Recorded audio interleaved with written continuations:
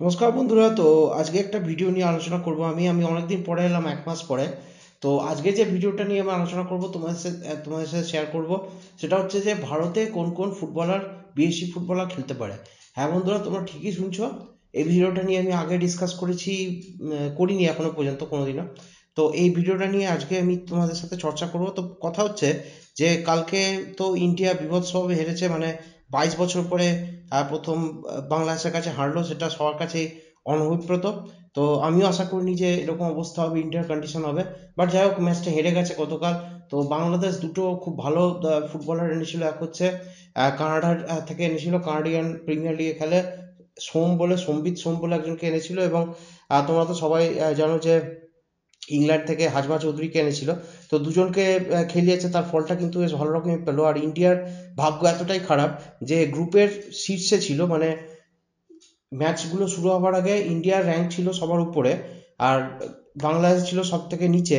তো যদি এখন তোমরা পয়েন্ট টেবিল দেখো, তাহলে কিন্তু দেখবে যে ইন্ডিয়ার র্যাঙ্কিং এগিয়ে থাকলেও এখনো পর্যন্ত র্যাঙ্কিং ইন্ডিয়া এগিয়ে রয়েছে, 134-এ রয়েছে। তো আবার পিছিয়ে যাবে, কারণ ইন্ডিয়া অলরেডি একটা ম্যাচ হেরে গেছে ওয়ার্ল্ড কাপ কোয়ালিফায়ারের। তো আরও পেছাবে, সে সম্পর্কে কোনো তো সন্দেহ নেই। তো যাই হোক, ইন্ডিয়ার যে লাস্ট একটা ম্যাচ আছে হংকংয়ের সাথে, সেটা দেখার যে রায়ান উইলিয়াম কিন্তু আগের ম্যাচে নামেনি। রায়ান উইলিয়ামকে খেলায় কিনা, তবে রায়ান উইলিয়াম কিন্তু একা কিছু করতে পারবে না। আরও বিদেশি ফুটবলার কিছু দরকার, যারা বাইরের লিগে খেলার অভিজ্ঞতা রয়েছে। এবং তোমরা নিশ্চয়ই জানো যে অভিনীত ভারতীকে ডাকা হয়েছিল, কিন্তু ওনাকে কিন্তু বলিভিয়ার যে লিগ আছে সেখান থেকে ছাড়া হয়নি লজিস্টিক্যাল প্রবলেমের জন্য। তো এবার কথা হচ্ছে কোন কোন বিদেশি খেলতে পারে। এবার অনেকে বলছে ওসিআই প্লেয়ারদের খেলানো হচ্ছে না কেন। এবার ভাই, ওসিআই প্লেয়াররা কিন্তু কেউ ন্যাশনালিটি নিতে ছাড়বে না, যারা বিশেষ করে ইংল্যান্ডে থাকে, কিংবা ব্রিটেনে থাকে, কিংবা ইটালিতে থাকে, কিংবা আমেরিকায় থাকে, তারা নিজেদের ন্যাশনালিটি কিন্তু ছাড়বে না। কিংবা অস্ট্রেলিয়াতে থাকে দু একজন ফুটবলার, তাদেরও নাম শুনেছি, যারা একদম টপ ডিভিশনে খেলে, তারা তাদের ন্যাশনালিটি ছাড়বে না। তো যেটা করতে পারে ইন্ডিয়া এখনই, যেটা করতে পারে সেটা হচ্ছে যে ইন্ডিয়াতে খেলা ফরেন ফুটবলারদের কিন্তু ইন্ডিয়ার ন্যাশনাল টিমে রিপ্রেজেন্টেশন করার জন্য একটা তাদের অফার দিতে পারে। তো যে অফার দেওয়ার জন্য কিন্তু অনেক ফুটবলার আছে, আমি কিন্তু অনেক ভেবেচিন্তে বলছি, আরও দু তিনজন ফুটবলার নাম থাকতে পারে, মিস করে গেছি, যাদের বয়স বেশি হয়েছে তাদের আমি মিস করেছি। তো প্রথম যে ফুটবলারটার নাম হচ্ছে সেটা হচ্ছে কার্ল ম্যাকিউ। এই কার্ল ম্যাকিউ কিন্তু লাস্ট 5 বছর ধরে খেলছে ইন্ডিয়াতে, এবং এ কিন্তু চাইলে ইন্ডিয়াতে খেলতে পারে। একে কিন্তু যদি এএফএফ এর তরফ থেকে অ্যাপ্রোচ করা হয়, তাহলে কিন্তু দেখা যেতেই পারে যে খেলতে রাজি হয় কিনা ইন্ডিয়ান ন্যাশনাল টিমের হয়ে। কারণ ফিফার একটা রুল আছে, তুমি যদি কোনো কান্ট্রিতে কন্টিনিউয়াসলি টানা 5 বছর খেলে যাও, তাহলে কিন্তু সেই টিমের, সেই যে ন্যাশনাল টিম আছে তার কিন্তু তুমি জার্সি পরতে পারো, যদি না তুমি ন্যাশনাল টিমে সেই সেই যে দেশ আছে তার ন্যাশনাল টিমে খেলে থাকো। তুমি যত যেটারই খেলো না কেন, ফার্স্ট ডিভিশনে খেললেও তুমি কিন্তু রিপ্রেজেন্ট করতে পারবে। তো কার্ল ম্যাকিউ এই পর্যায়ে রয়েছে। তো দ্বিতীয় যে ফুটবলের নাম বলবো সেটা হচ্ছে আদ্রিয়ান লুনা। আদ্রিয়ান লুনাকে তো তোমরা সবাই চেনো, কেরালাতে অনেকদিন ধরে খেলছে। বেসিক্যালি উরুগুয়ের টপ লিগে 90টার উপর ম্যাচ খেলার অভিজ্ঞতা রয়েছে। এবং উরুগুয়েতে ছাড়াও এ খেলেছে আর্জেন্টিনাতে, আর্জেন্টিনার টপ লিগে খেলেছে, সেকেন্ড ডিভিশনে খেলেছে। নো ডাউট এক্সপিরিয়েন্স ফুটবলার, এবং একে যদি ন্যাশনাল টিমে নেওয়া যায় তাহলে কিন্তু খুব ভালো হয়। এরও 5 বছরে খেলার অভিজ্ঞতা রয়েছে, তাই জন্য একেও কিন্তু এএফএফ অ্যাপ্রোচ করতে পারে।